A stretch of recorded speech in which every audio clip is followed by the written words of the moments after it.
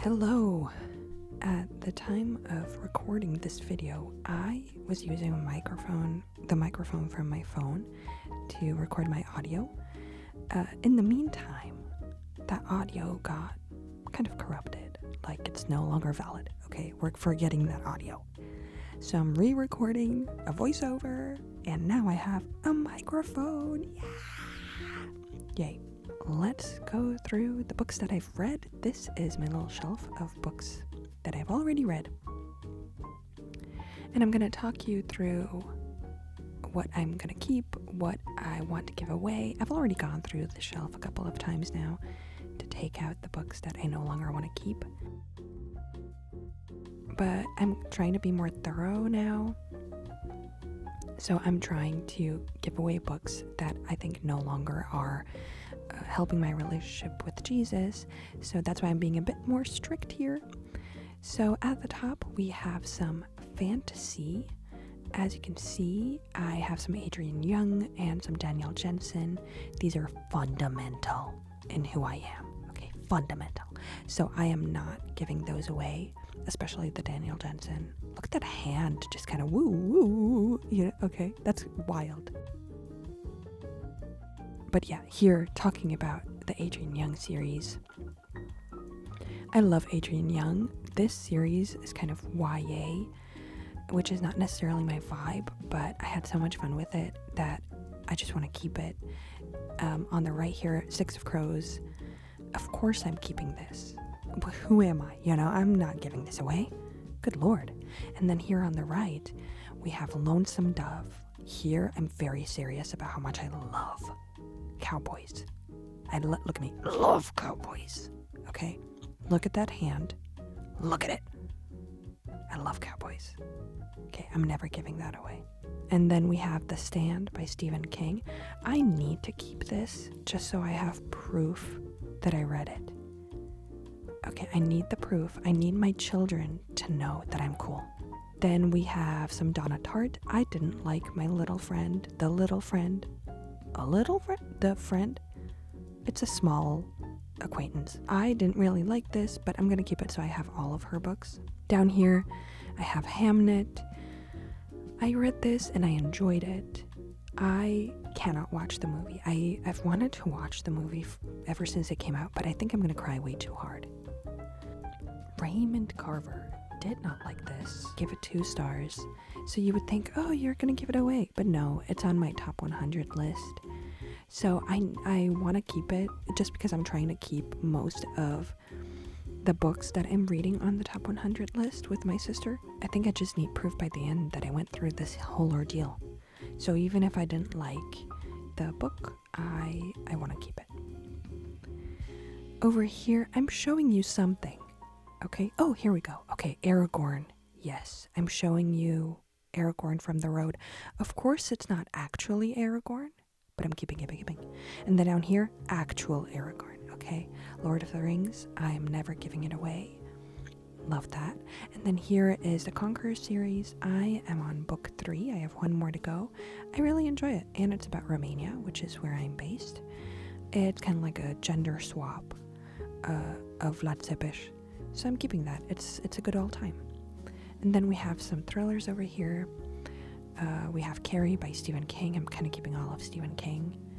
And here I have Wild Dark Shore. Is that what I'm showing you? It's really dark there, isn't it? Wow. Sorry about that.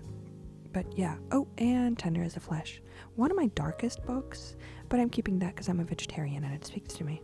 And then down here we have classics. I don't expect to give any of these away just because I actually enjoy most of my classics. And then here on the left, the pile of fantasy. Yeah, it's a huge pile. I don't have enough room in my library, so I'm just piling it. The Scythe series, Hunger Games. Down here, what am I showing you? Oh, Sarah J. Maas, I love those. And then here on the left, did you know that Margaret Atwood has a children's book? It's so wacky. Oh, and this one I'm keeping for my niece, Shampooch. Love the word. This dog looks like my niece in dog form, so I need to keep that. Now, a book that I'm currently reading, Vera Wong's Unsolicited Advice for Murderers. This will go on the red pile. The Problem of Pain by C.S. Lewis, almost done, as you can see here. And then Gilead by Marilyn Robinson, also currently reading that. It will probably go on the pile in a little while. So, let's count how many I've read. So we have 106, excluding these. So we're putting that on the list. These will probably go on the red pile as well once they're done. And I will include that at the end of the month in my calculations. Over here is my romance pile, the ones that I've read. So I'm going to go through this again. I've already gone through it maybe 2 or 3 times. So I'm trying to keep only books that I know aren't too smutty. I'm trying to lean more into clean romance just because I've seen that romance that has too much graphic sexual content is not my jam. And I don't want to have that kind of imagery in my mind anymore. So here I have B.K. Borson. I have Love Light Farms. I don't have the other 2. Just because this one I got on Vinted and the other 2 I haven't found yet, but I will probably be purchasing that. Those are a bit too graphic for my liking at this point, but I can kind of trust B.K. Borson. I'm showing you and now back to you here because her content is progressively getting less graphic, which I enjoy. We have The Hating Game. This is for nostalgia purposes. I'm keeping this because it was one of the first rom-coms, like contemporary romance books that I've ever read. And then here on the right side, I'm debating whether to keep Lolita. I didn't think it was too graphic or anything, but you know, the topic itself is quite intense. But I read this during uni days, and here I'm rereading the first sentence, which is one of the most representative first sentences of a book that I've ever read. Lolita, love of my life, fire of my loins. Crazy sentence, but the little literature loving heart in me just, it revels in it. Here I have The Bee Sting by Paul Murray. I bought this, look where I'm at, okay? I'm like a quarter in, and then I DNF'd it because I bought this as like a treat yourself kind of gift, but at the time I hadn't done any research. Okay, I knew it was an Irish novel and maybe like a family saga. I think I knew that at the time, but that's it. And the writing style just did not gel with me. I love Shelley Swearingen's channel, and she talks about this a lot. So I purchased it, but you know, it wasn't for me. And here I have The Favorites. Love that. Keeping that for the drama. Okay, keeping it. Let's see here how many I have. Okay, here is my theology pile. There's a combo of read and unread books in this pile. As you can see, it's mostly C.S. Lewis. I'm quite like a beginner when it comes to theology, but I love C.S. Lewis. I think I have in my pile just 1 or 2 to go, and then I am done with everything I own from him. But one of my goals is to read all of his books. Okay, so I'm keeping probably most of these just because they're really hard to come by in Romania, especially in English. And not only that, a lot of these were gifted to me by my dad, so I'm keeping this. Okay, here, this is my pile of probably my favorite books that I own. Not all of them are favorites, but they go with the vibe, you know? So there's a lot of Jane Austen. Look at this one, it's annotated in a bad way, you know? There's Donna Tartt. We have a lot of classics. I've noticed classics are some of my favorites. One that's not a favorite is Dracula, but I had so much fun annotating this for my book club that I'm keeping it for nostalgic purposes. I did enjoy it, don't get me wrong, but it's just not a fave. We have a lot of Steinbeck. This tiny one here, The Pearl, is so underrated. I had a year in which I read a lot of Steinbeck. I was trying to read all of his books. Yeah, overachiever, did not do that. I have 2 copies of The Grapes of Wrath. This is one that my sister got for me. Look how good it is. It also has annotations from the previous owner, who is a sweet old gentleman. So of course I'm keeping those annotations. I love reading other people's annotations. And then one of my all-time faves, Anna Karenina. I've read this 3 times. I love this book. Keeping, of course. We have some Daphne du Maurier, East of Eden. Love both of those. And then what do I have here? Franny and Zoe, Upside Down, The Chaos. This is not one of my favorites. I don't know why it's here. I think it's just aesthetically pleasing. Maybe that's why I kept it here. But I'm keeping it because I want to be as cool as Jess from Gilmore Girls. I am definitely not. I do have a leather jacket. Does not look like that on me. Okay. But still, I'm keeping that for him. I also have some shelves downstairs. I'm showing you upstairs right now. But it's quite dark there, so we'll just move on to the unread books. So up here, fantasy. I don't have a lot of fantasy. I have City of Bones, which I cannot wait to read. I'm gonna have such a good time. I love that. Then, oh my gosh, look at those falling. I don't take care of my books. I don't. Okay, Way of Kings. It's huge, but I can't wait to read that. Here we have Jade War. I read book 1. I did enjoy it. I think I was just a bit confused, so I might need to reread book 1 or read a synopsis, but I don't like doing that, so I might need to reread it before I read this one. My shelves are rickety crickety, you guys. Look at it just wobbling. Good lord. We have the Game of Thrones. I have this on my top 100 list with my sister. And then some Sally Rooney. We're going into contemporaries and historical and romance. It's a bit of a combo of everything. I love normal people, so I need to keep this. We have The Pillars of the Earth. This is huge. Look at that. Whoa. You could kill a man with that. You really could. Okay, and then over here, we have some more historical. It's, again, a bit of a combo. Maggie O'Farrell. I did enjoy Hamnet. But every time I need to read another book, I'm trying to pick a book from my TBR, and I read the back of this, I'm so uninterested. So I think I'm going to give this one away. I just got this one. Doesn't that look so cool? It's about Joan of Arc. I can't wait to read that. Okay, and then some historical.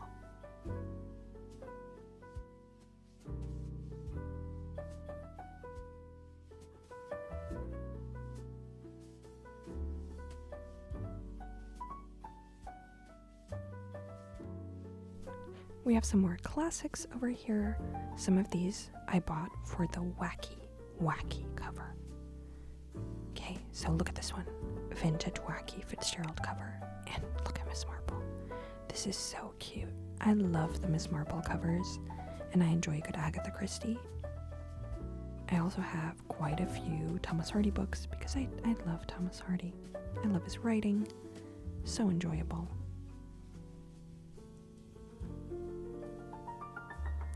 Okay, down here, more classics. If you see dust, no you don't.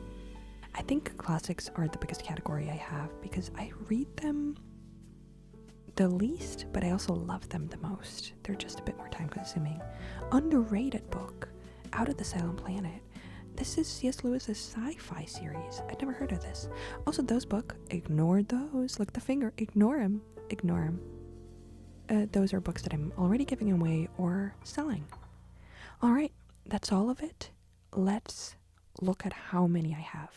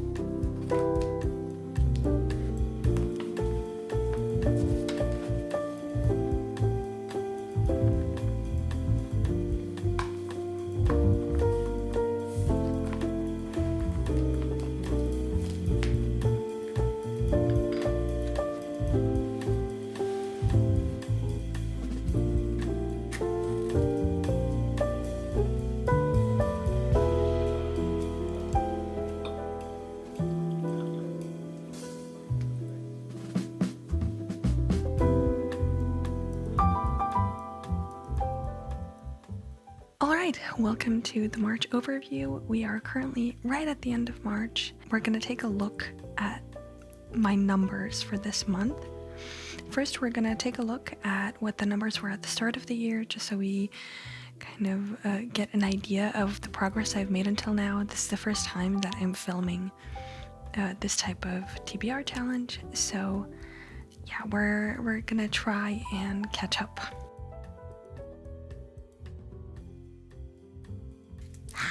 No, my list. Here I have my total books that I counted at the start of the year and the number of unread books that I had. At the start of the year, I had 330 books in total, out of which 123 were unread. So, yeah, shocking, to say the least. But yes, we've made some progress since then. I'll first go through some of the unhaul books that we went through at the start of the video, and we'll also go through some new books that I have, because yes, don't judge me, I have some new books in. And then the books that I read this month from my physical TBR. And finally, we'll see what number we are at currently. Alright, big yikes. Let's go through them really quickly one by one. You by Caroline Kepnes. I'm sorry, I don't know how to say her name. I read this quite a few years ago. I did like it. I thought it was an interesting perspective, but I'm never reading this again, and I don't really recommend it to any of my friends. So we're gonna get rid of that, even though we have Joe's face right. Look how sculpted he is. Wow.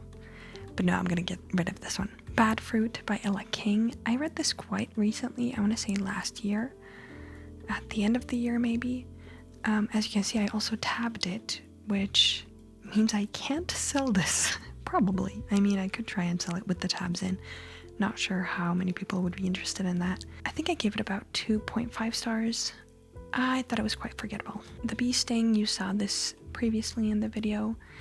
I DNF'd this. I think I took the bookmark out, but this was not for me. I wasn't fully invested in this. These two I'm giving to my sister. She only has the third book. I don't know why she chose this Road of Chaos, but I loved this series when I first discovered contemporary romance.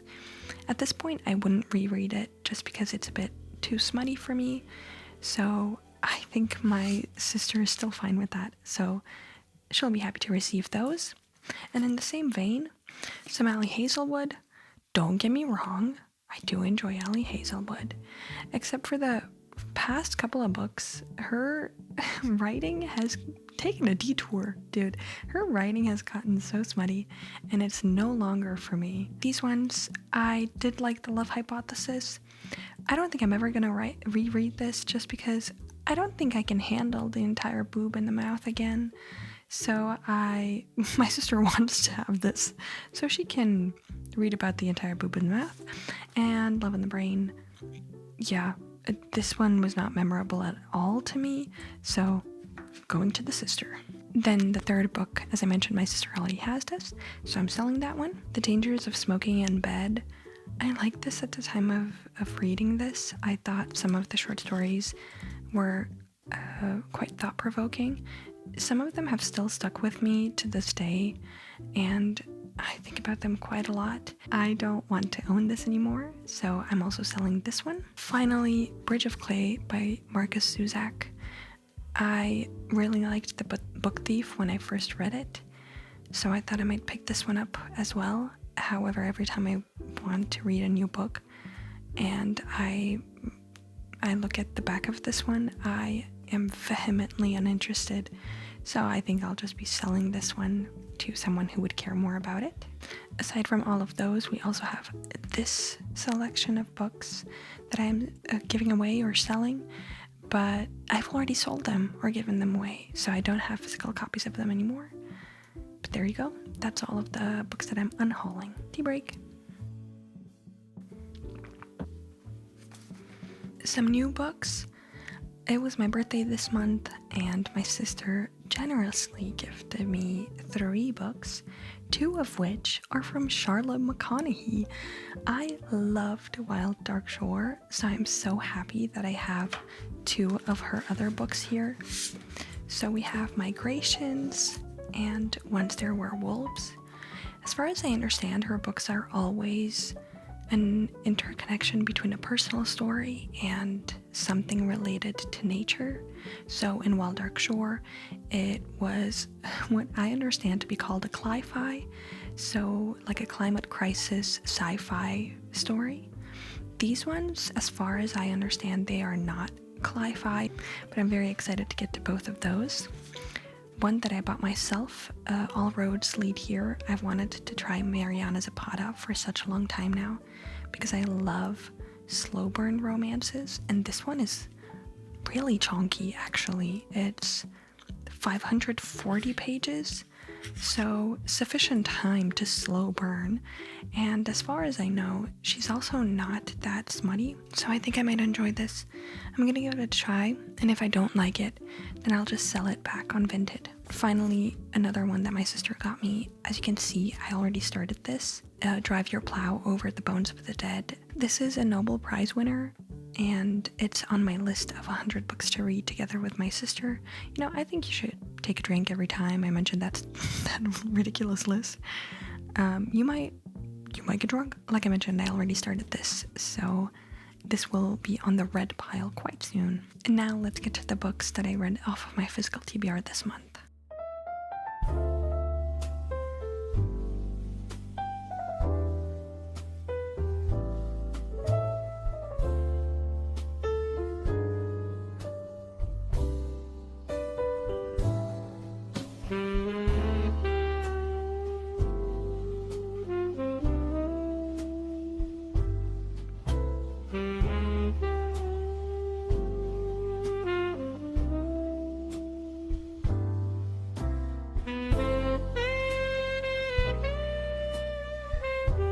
First up, Now Back to You. I absolutely love this book.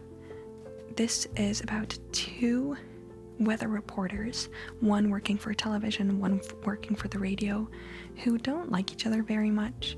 However, because of circumstances, they are forced to, of course, work together. As you might expect, they also come to fall in love.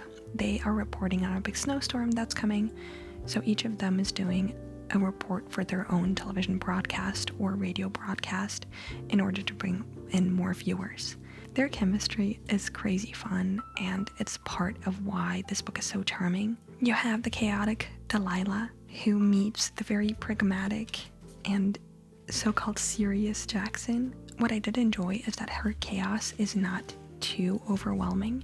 They don't make her a try-hard or pick-me girl in any way. Her chaos is really endearing and likable, but she also takes certain things very seriously, like Jackson's feelings and her workplace. It's part of why she makes such a good pair with Jackson, who is overly serious but comes to be a bit more playful thanks to Delilah. And their dynamic just really worked for me, especially when they were doing the weather report together. I wrote a couple of times in the book that I would so love to watch their weather report because it was so entertaining, and I could really feel their chemistry through the television screen, if you can say it like that. I couldn't stop smiling the entire time.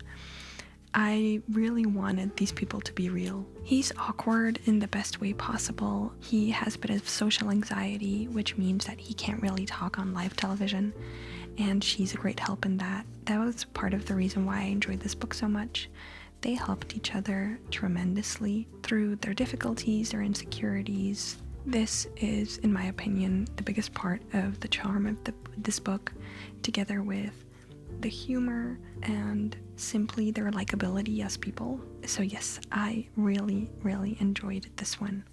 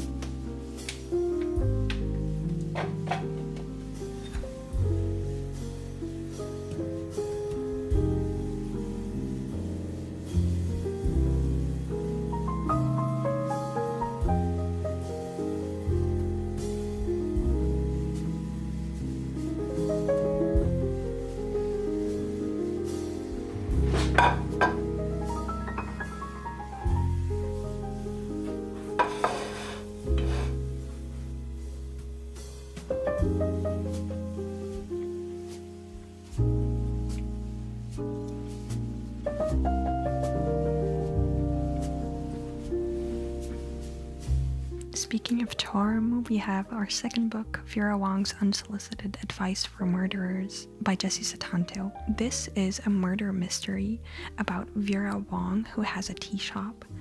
She is an amateur sleuth who, upon finding a dead body in her tea shop, wants to investigate who could have done this. But along the way, she meets a lot of suspects who eventually become her friends. Vera has this incredible way of creeping her way into your heart, both into yours as a reader as well as the other characters. She's really confident, she's a know-it-all, she is stubborn, and yet she is also a mother to all. This story is not as much about the mystery as it is about relationships and about how through loads and loads of food, tea, and companionship, Vera brings people together and to a place of healing. It made me laugh out loud so many times.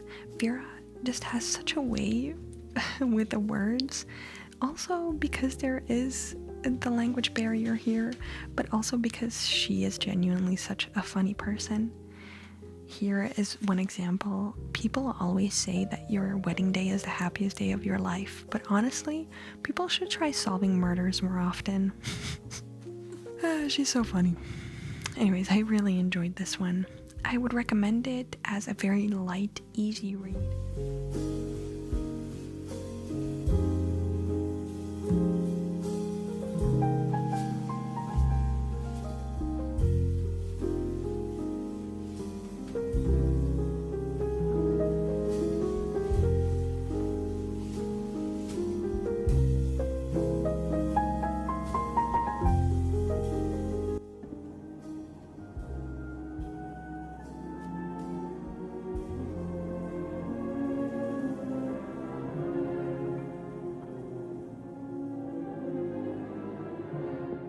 Next up, Age of Innocence by Edith Wharton.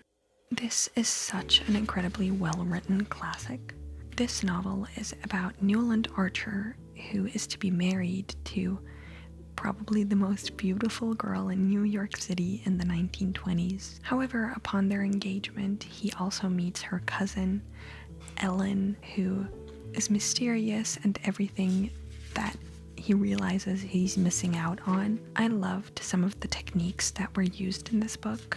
The comparison between the two women was done in such an interesting way, May representing purity and the social norms that he should adhere to, whereas Ellen is the wild dreams that he wants to run after without the stability of society. I do, however, think that Edith Wharton did a great job at not limiting these women to the perspective that Archie gives them, May not being as innocent and naive as he perceives her to be, and Ellen not being as wild and free as he perceives her to be. The two women and the way that they make Archer feel end up challenging his ideas of women's rights, of certain topics that were very prevalent at the time, like divorce, as well as what he believes of certain societal norms and whether he wants to adhere to them in the end. Don't get me wrong, Archer is not a likable character whatsoever. I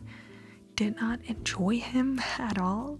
However, what I did enjoy is following his turmoil, and as you can see here, his complex grappling with his beliefs. I loved breaking down this book, trying to see all of the symbolism, all of the imagery. I love the imagery used here, aside from the two women being pitted against each other in Archer's view. Their imagery is also contrasting. May is symbolized by the lily of the valley, which is the flower of innocence, whereas Ellen is represented by the yellow rose, which can be seen as friendship but also passion. At the end of the day, this book was enjoyable because Edith Wharton really is a master at her craft. Also, as I showed previously, I watched the movie for this book.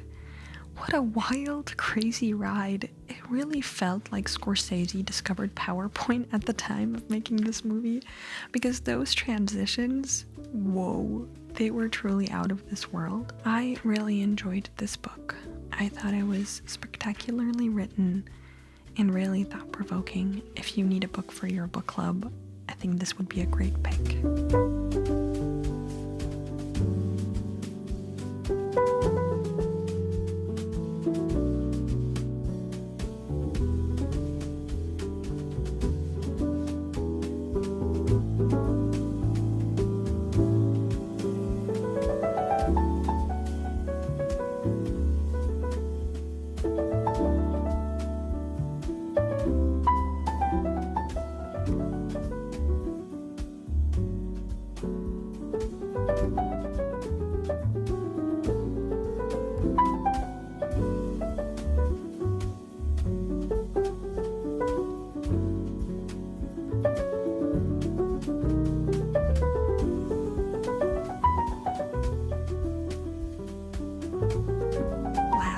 Surely, definitely not least, Red Rising by Pierce Brown. I picked it up for my book club. This is about Darrow, who lives on Mars. Earth is overpopulating, Earth is dying, so they need to prepare Mars to make more space, and he is part of a family line that was chosen to do this for the population of Earth. He discovers, however, that things are not really as he understood them to be.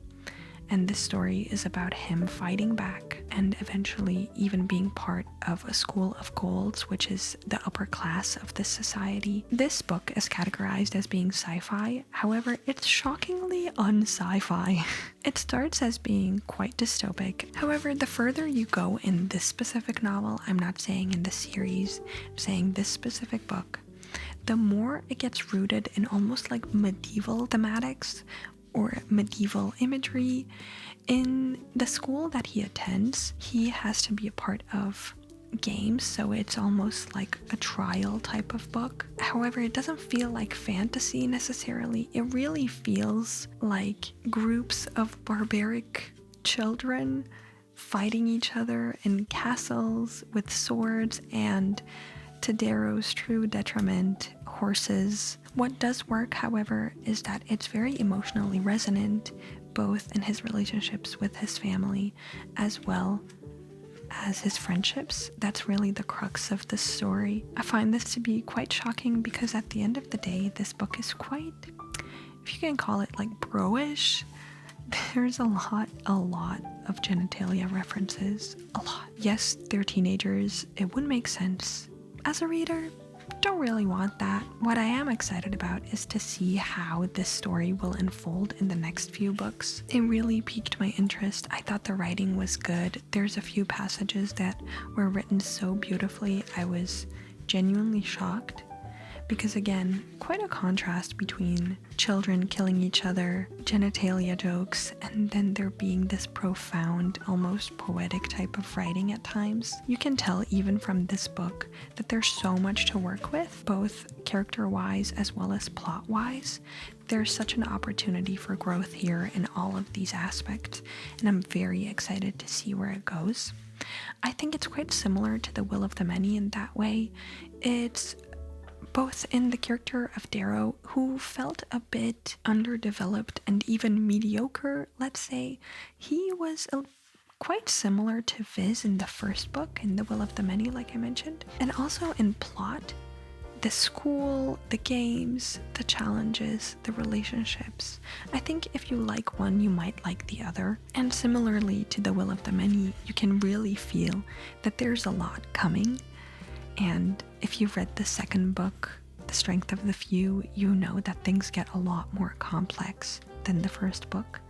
I think it's going to be very similar in this case as well, so I'm very, very excited to see where this leads to. So that is my last book from my physical TBR that I read in March. That being said, let's look at the updated numbers.